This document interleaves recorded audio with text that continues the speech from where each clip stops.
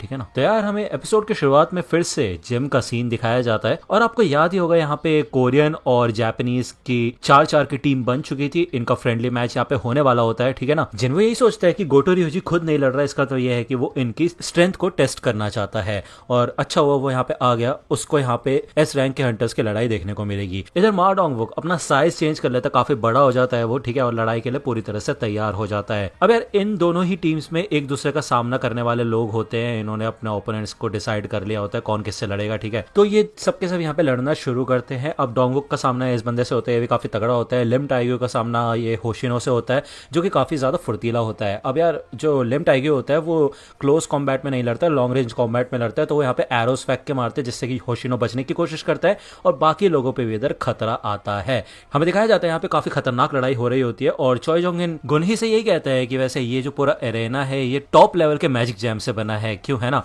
मेरे ख्याल से नेक्स्ट टाइम हमें इसको बढ़ाना होगा, है कि नहीं।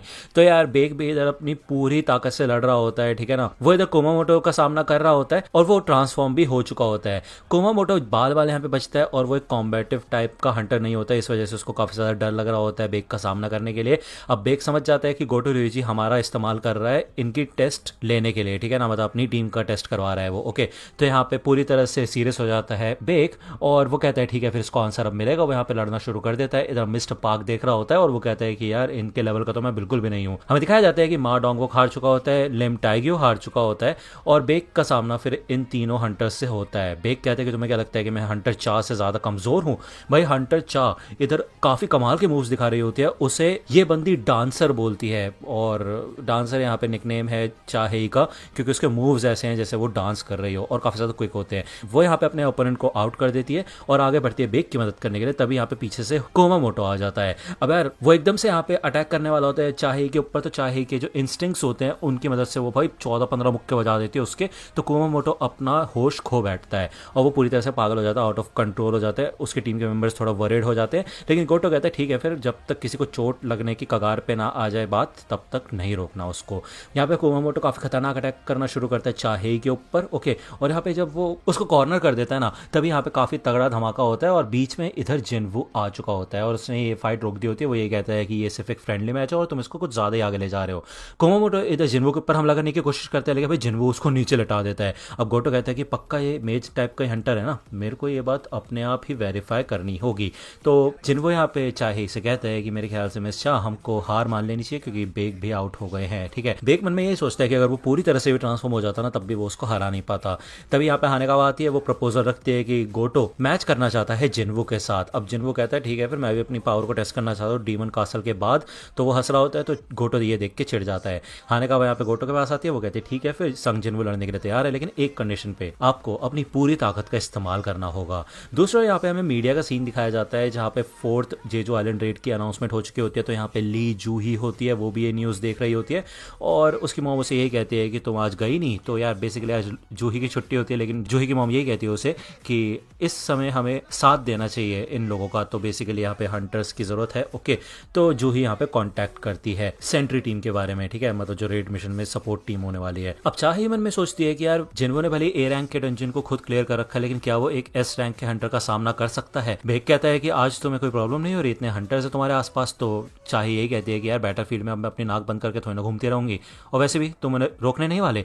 तो बेक कहता है देखो यार आमतौर पर अगर किसी फाइटर और मेज टाइप के हंटर की लड़ाई होती ना तो जरूर रोकते हम, लेकिन ये काफी कमाल की लड़ाई होने वाली है, तुम्हें नहीं लगता? यहाँ पे बेक अपने मन में यही सोचता है कि भाई जिनवो एक ऐसा हंटर है जो कि इवॉल्व होते रह सकता है, तो काफी कमाल की फाइट होगी है। जिनवो कहता है ठीक है फिर चलो शुरू। इतने में यहाँ पे भाई गोटो उसके ऊपर काफी खतरनाक अटैक करता है लेकिन जिनवो इस अटैक से बच जाता है। अब यार ये दोनों यहाँ पे काफी खतरनाक अटैक करना शुरू करते हैं, मतलब बेसिकली गोटो ही अटैक कर रहा होता है, जिनवो सिर्फ और सिर्फ डॉज कर रहा होता है। और ये सारी की सारी फाइट सीन्स देखने के लिए आप मेरे टेलीग्राम चैनल पे जा सकते हो, वहाँ पे मैंने पूरा एपिसोड अपलोड कर रखा है, कोई लिंक का चक्कर नहीं है, पूरा एपिसोड है, ठीक है, जाके एंजॉय करो। लिंक डिस्क्रिप्शन में है, मतलब टेलीग्राम चैनल की, वहाँ जाके देखना। एनीवे ये फाइट काफी कमाल की होती है और बार बार जब ये अटैक डॉज कर रहा होता है जिनवो तो भाई काफी ज्यादा सीरियस हो जाता है गोटो। वो कहता है ठीक है फिर अब मेरे को चिड़ मच रही है, मेरे को गुस्सा आ रहा है, अब मैं इसको खत्म ही कर देता हूँ, मैं इसको जान से मार दूंगा। वो यहाँ पे अपने अटैक करता है भाई जिनवो के ऊपर, उससे उसके गाल पे खरोच आ जाती है लेकिन जिनवो उसका हाथ पकड़ लेता है लेकिन उसको आउट नहीं करता, मतलब कलाई को पकड़ने से आउट होता है, आपको पता ही होगा, ठीक है ना। तो गोटो कहता है क्या तुम मेरे मजे ले रहे हो, तुमने मेरे कलाई क्यों नहीं पकड़ी? तो जिनवो कहता है ये तो आम सी बात है, तुम चाहते हो ना ये लड़ाई और ज्यादा लंबी काम भी चले। तो ये दोनों ही सीरियस हो जाते हैं, इनका ऑरा रिलीज होने लग जाता है, ये दोनों काफी खतरनाक अटैक करने वाले होते हैं एक दूसरे के ऊपर, लेकिन इन दोनों के ही टीम मेंबर्स इनको रोक देते हैं क्योंकि ऑब्वियस बात है भाई इनको मिशन पे भी जाना है जेजू आइलैंड के, ठीक है, यहीं पे तो ना खत्म करना है सब कुछ। मा डोंगो के यहाँ पे काफी ज्यादा इंप्रेस हो चुका होता है जिन्वू से, लेकिन जिन्वू मन में यही कहता है कि भले ये सारे के सारे काफी कमाल के एस रैंक के हंटर्स है, लेकिन इन्हें मेरी शैडो एबिलिटीज के बारे में पता नहीं चला। मैंने इनकी सबकी शैडोज के अंदर अपने शैडो सोल्जर्स को इन्फिल्ट्रेट कर दिया है। मतलब यार ये काफी कमाल की बात है, वो इन सारे एस रैंक हंटर्स को चाहे तो ट्रैक भी कर सकता है, ठीक है, क्योंकि उसकी शैडोज उनके साथ है। गोटो जाने से पहले गुन्ही से यही कहता है कि मेरे को पार्टिसिपेंट्स की लिस्ट भेज देना, और वो यहाँ से चला जाता है। जिन्वू बाहर आता है, वो गुन्ही को ये बताता है कि जेजू आइलैंड रेड के बारे में आपने मेरे से पूछा था ना। इतने में दूसरी ओर यहाँ पे हमें दिखाया जाता है एक बंदे का सीन जो कि कांटेक्ट करता है गोटो को, और गोटो ये बताता है कि यहाँ पे काफी खतरनाक एस रैंक का हंटर है जो कि है संग जिन्वू। लेकिन ये बंदा बताता है कि जो हंटर लिस्ट है ना रेड मिशन की, उसमें संग जिन्वू नाम का कोई बंदा ही नहीं है। चाहे कोई भी बात पता चल जाती है, बेक को भी पता चल जाती है, बेक ये भी देखता है कि ब्युंगू भी इस मिशन में नहीं आ रहा है। चॉय जोंगिन ये कहता है कि इस बार 15 एस रैंक के हंटर्स जाने वाले हैं आइलैंड पे, और इस बार हमको जीतना ही होगा। इधर जिन्वू घर पे आ जाता है और डिनर रेडी हो चुका होता है, और घर पे आकर उसको काफ़ी अच्छा महसूस होता है। वो अपनी मॉम के साथ जब बैठ के खाना खाता है तो, और वो इसी रीज़न की वजह से वापस नहीं जाना चाहता कहीं पे भी। हमें दूसरी ओर यहाँ पे जेजू आइलैंड का सीन दिखाया जाता है। इधर सारी की सारी एंट्स ने एक दूसरे को ही खाना शुरू कर दिया होता है, और यहाँ पे क्वीन होती है, वही ये सारी बातें हमें बता रही होती है कि हमें जल्द ही ये जगह छोड़नी होगी, और मेरे को एक ताकतवर बच्चे की ज़रूरत है, एक ऐसा बच्चा जो कि हम सबको गाइड करेगा, हमारे सारे बच्चों का ख्याल रखेगा। हमें दिखाया जाता है कि जो ये आम अंडे होते हैं ना, इनमें से काफी बड़ा एक अंडा होता है, वो अंडा तोड़ के यहाँ पे एक आंट निकलता है। अब इसका नाम मैं आपको अगले एपिसोड में बताऊंगा, जिनको पता है उसकी तो कोई दिक्कत ही नहीं है। ये निकलते साथ ही यहाँ पे अपना कलर चेंज कर लेता है, बाकी एंट्स की तरह नहीं होता रेड कलर का, बल्कि ये ब्लू कलर का होता है, ठीक है।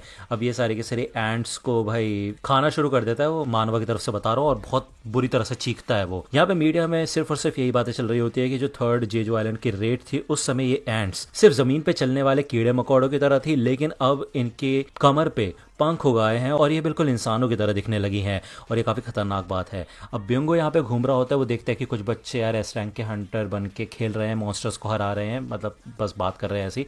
वो उनसे थोड़ा बहुत देखता है, और दूसरी ओर यहाँ पे हमें दिखाया जाता है जिनहो का सीन, और वो यहाँ पे मिस हान के साथ बैठा होता है। अब मिस हान भी कहती है कि मैं भी जाने वाली हूँ। दूसरा यहाँ पे सॉन्ग च्यूल से मिलने आती है जूही, और ये सबके सब यहाँ पे सेंट्री टीम को ज्वाइन करने वाले, मतलब सपोर्ट टीम को। गुन्ही यही कहता है कि अब कल शुरुआत होने वाली है जेजू आइलैंड रेड की।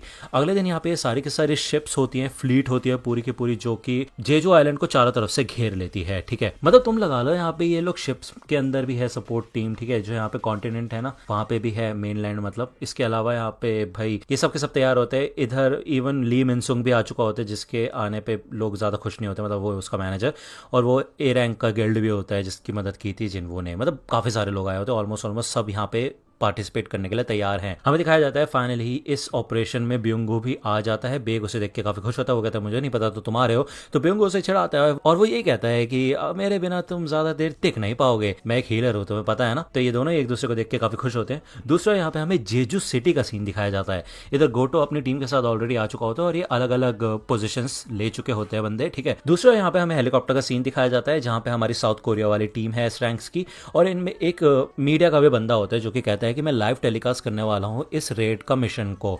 अब यार इनको थोड़ी चिंता हो रही होती है इस बंदे की, क्योंकि इसको संभालेगा कौन। तो ये बंदा बताता है कि ऐसी बात नहीं है, वो भी एक ए रैंक का हंटर है, लेकिन वो रेड मिशन पे अक्सर जाता नहीं है, ओके। और वो यहाँ पे आया है इस मिशन का पूरा मुआयना करने के लिए, मतलब लाइव स्ट्रीम करेगा फुल 10 मिनट के डिले के साथ, जिससे कि कोई एक्सीडेंट होता है तो कोई दिक्कत ना हो।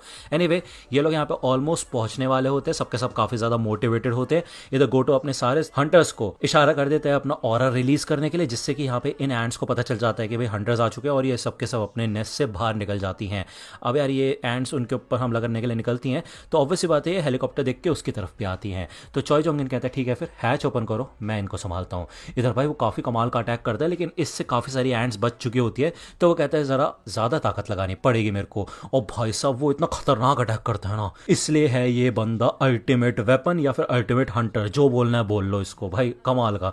वो ये कहता है कि फाइनली मैं इस जगह पे आ ही चुका हूँ, जेजू आइलैंड रेड पे। तो यहाँ पे वो नीचे उतरने के लिए तैयार हो जाते हैं पूरी की पूरी टीम। दूसरा यहाँ पे शिप में से अल्ट्रासोनिक वेव्स टाइप मतलब कुछ इंटरफेरेंस वेव्स निकलती है जिससे कि ये सारी की सारी एंट्स क्वीन का सिग्नल ना पकड़ पाए, क्योंकि ऑब्वियसली बात है क्वीन के बेस पे ये लोग अटैक करने वाले हैं तो क्वीन उनको कांटेक्ट करने की कोशिश करेगी, तो ऐसा ना हो इसलिए डिस्ट्रेस सिग्नल्स हैं। ओके, एनीवे यहाँ पे जो गोटो की टीम होती है काफ़ी अच्छे खासी तरीके से इन एंट्स को संभाल रही होती है भाई, इनकी वाट लगा के रखती है।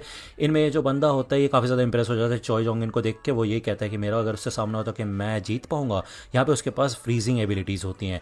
अब ये लोग यहाँ पे नेस्ट के पास आ चुके होते हैं, इधर काफ़ी सारे रास्ते होते हैं लेकिन इनको समझ नहीं आता कि कहाँ से ये लोग ढूंढेंगे उसे। तो चॉय जोंग इधर काफ़ी खतरनाक अटैक करता है, सारे के सारे छेदों में अपनी आग फेंकता है।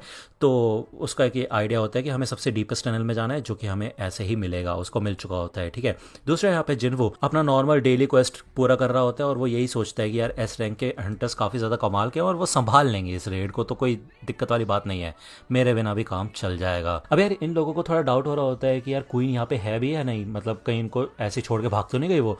बट ऐसा सीन है कि यार देखो उसके पास भागने के लिए कोई चारा भी नहीं है, यही आइलैंड पे होगी वो। ये लोग जैसे अंदर आते हैं ना, देखते ये एक एग चेम्बर होता है, यहाँ पे काफ़ी सारे अंडे होते हैं और इन अंडों में से एक काफ़ी बड़ा अंडा होता है भाई, हद से ज़्यादा बड़ा, जिसे देख के यहाँ पे ब्यूंगू तो डर ही जाता है। तो बेक मन में कहता है वैसे इसका डरना तो जायज़ है क्योंकि एक ऐसा अंडा, इतना बड़ा अंडा भाई, इसमें से क्या ही निकला होगा, काफ़ी खतरनाक। दूसरा यहाँ पे हमें गोटो की टीम का सीन दिखाया जाता है और ये सबके सब लड़ रहे होते हैं, काफ़ी अच्छा खासा कर रहे होते हैं सीन।